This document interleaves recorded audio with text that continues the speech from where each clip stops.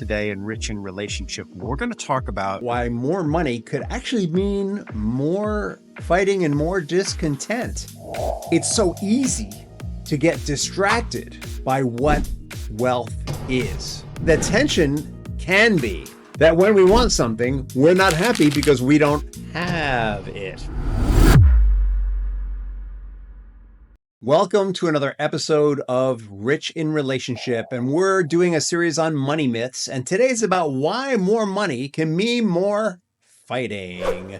Yeah, and we have been talking about money fights for a few episodes now, and we're going to keep talking about them for a while because there's a lot of juice in this. And really, where we're going with this is, what is wealth mean in a relationship? What does it mean to have a healthy and wealthy life and relationship? It's so easy to get distracted by what wealth is. And the big red herring for what wealth is consumption. It's product.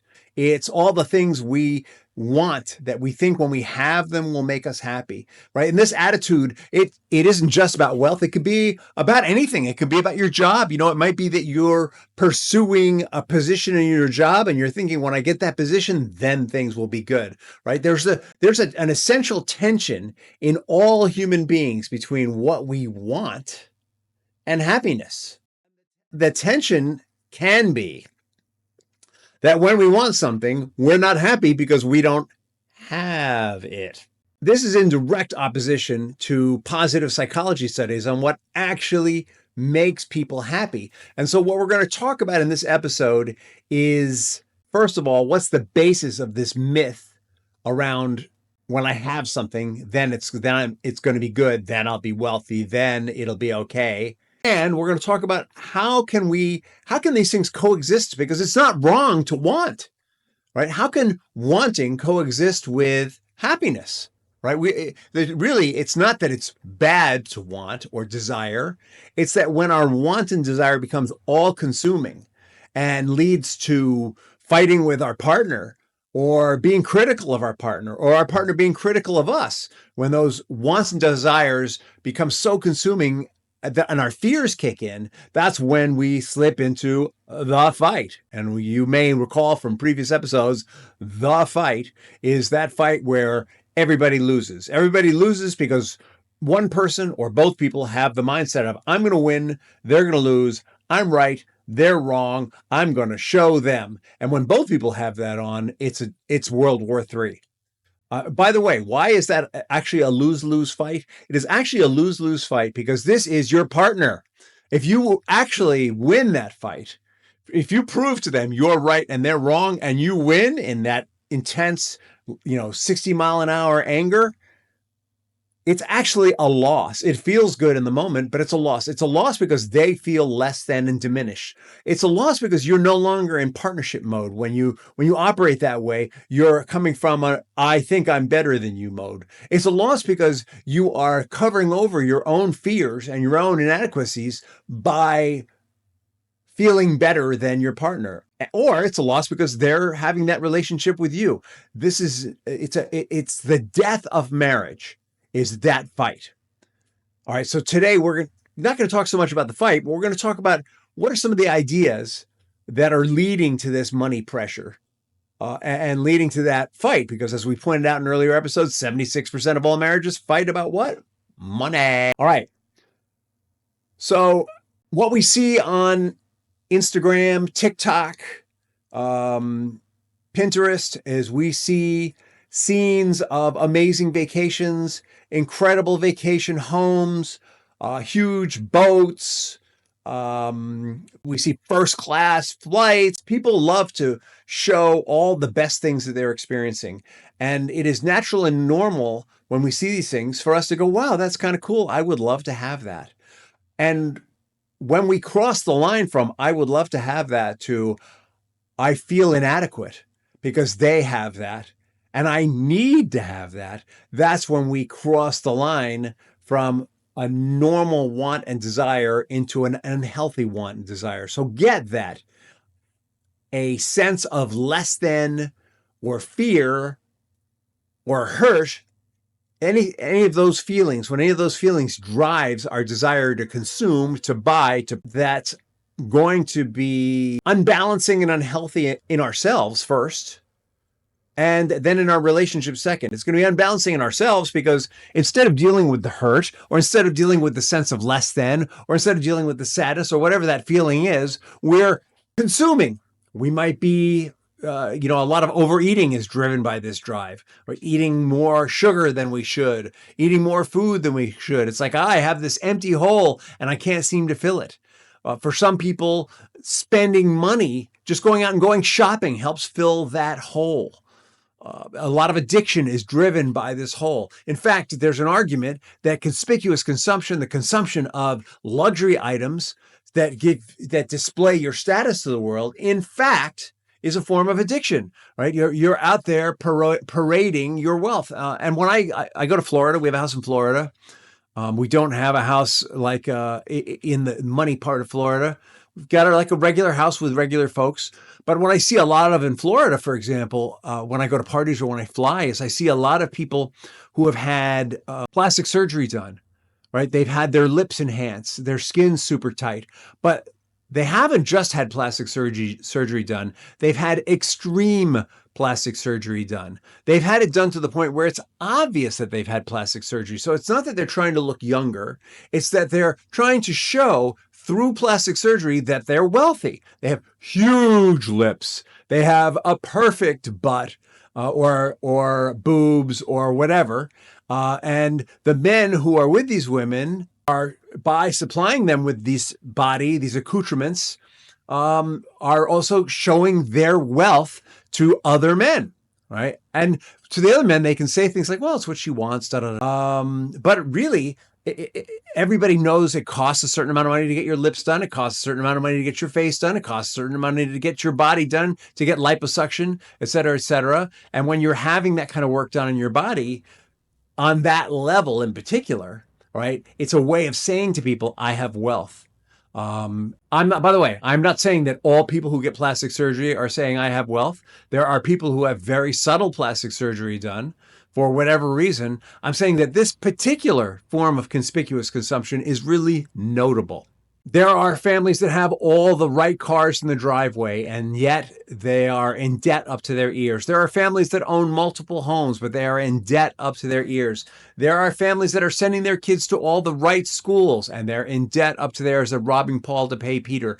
And naturally, this kind of conspicuous consumption leads to a lot of unhappiness and a lot of fighting. In fact, people, when we're consuming on this level, we are focusing more on the doing and the having, and we're not looking at the being part.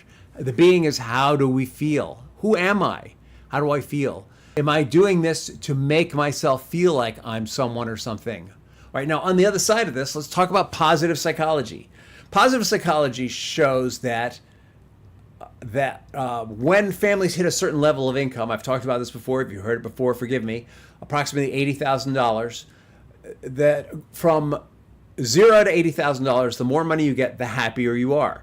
You're happier because you get to the point where you have a car and you can drive instead of taking public transportation. You get to the point where you have a washer and a dryer, so you can wash your clothes without going to get it done, and you save time, so it makes you happier. But once you have a car, a home, a washer, dryer, and all the accoutrements, the amount of happiness per dollar becomes less and less the more money you have. So once you go above $80,000, let's say you go to $800,000 a year, you're getting so much less joy per dollar because your basic needs are met. Once your basic needs are met, it's just about the style to which they're being met. Okay, now I want to make it really clear. I am not denigrating wealth here. Wealth is awesome. All right. When we are leading fulfilling, happy lives, wealth is a natural outgrowth. Here at Rich in Relationship, we believe in having joyful relationships. And joyful relationships are naturally abundant and wealthy. They're prosperous is the word we like to use. It is awesome to prosper. But living hand to mouth, robbing Paul to pay Peter, so you can drive a super expensive car or live in a big house or have the right clothes or have a certain kind of body is not prosperity. There's actually no prosperity in it when you're in debt more than what you're earning or have. That's actually not prosperity. It's the opposite of prosperity. You're constantly scratching and fighting to get more. There's no prosperity. The mindset of wealth and prosperity is at its heart joyful. And if you're getting all this stuff because you're being driven by sadness, hurt, fear in particular, then there's no joy. All right. So you can be wealthy and have a joyful life. You can have wealth and have a joyless life. It's your choice. Naturally, depending on which of these spaces you come from, is going to depend on what kind of relationship you have. So let's talk about the source of prosperity. Prosperity in a marriage happens when two people have a shared vision. Prosperity in a marriage happens when two people have agreement about the steps to getting to that vision. Prosperity in a marriage happens when two people appreciate where they are.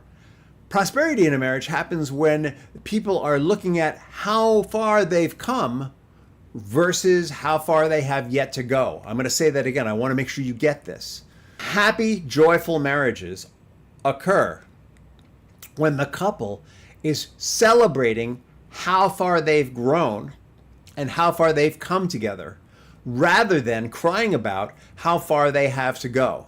So the first mindset that we talked about, where you're filling in a hole, you're fearful, you're hurt, you're sad, or whatever that is, and you're covering it over with stuff and living conspicuously, right?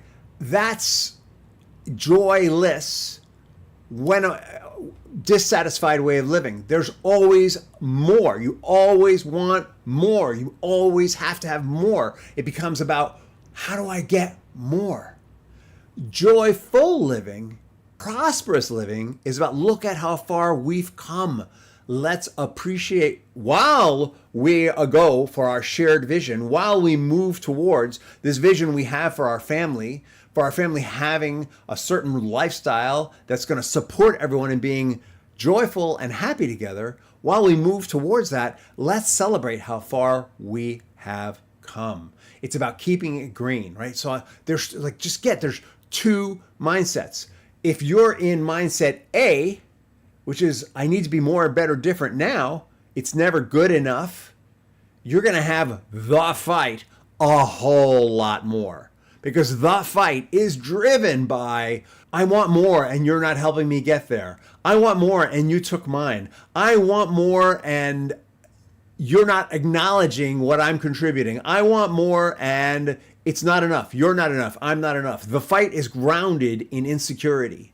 The fight is grounded in a hole that cannot be filled by material wealth. A joyful and prosperous marriage is a marriage that's founded on a heart of love. It's founded on a heart of shared understanding. It's founded on a heart of shared values. It's founded on appreciation for all that's gone into the relationship, and appreciation for, even in the bad times, even when things are really rock bottom. It's like, you know what? We've been in better places than this. We can be in a better place than this. Right? A joyful marriage that's founded on a heart of love, partnership, two hearts as one, one spirit, people leaning into their true self and tapping that connection to infinite wisdom and understanding and love. That's a marriage that can prosper and grow. And positive psychology backs it up. All right? Positive psychology shows that people who can appreciate the moment have a higher level of happiness. Positive psychology studies show that people who can appreciate where they have been and where they are more likely to get where they want to go. Positive psychology studies backs this up 100%. And so I'm challenging you to look at your concept of wealth. Is your concept of wealth, if I look a certain way, then I'm going to be okay? And we all have that going on. By the way, I haven't had any plastic surgery yet. Maybe in my future, I don't know.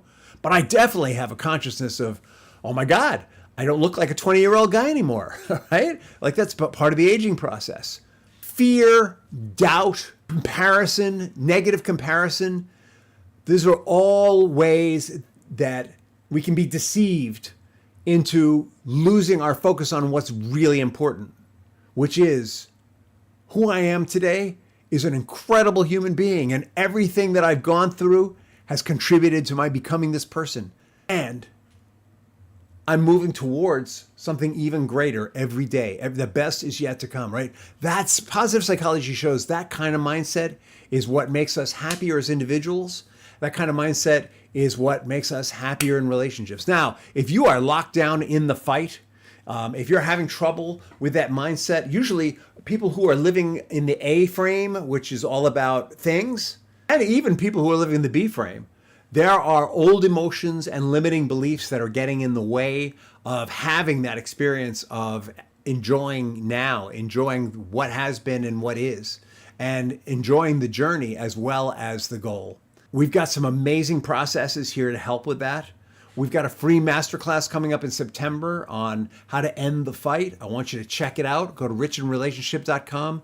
If you want to talk about this and you want to get on a free call with me, go to richinrelationship.com to the schedule a call page. It's a free call. I'd love to talk to you. In the meantime, share this podcast with other folks. Subscribe, like it, put it out there. Help us in our mission to help 10,000 families. We are committed, dedicated, living a purposeful life towards the end of helping 10,000 marriages be uplifted. I'd love it to be more. 100,000 marriages uplifted, shifted, changed, move from A to B, living to a prosperous and wealthy mindset.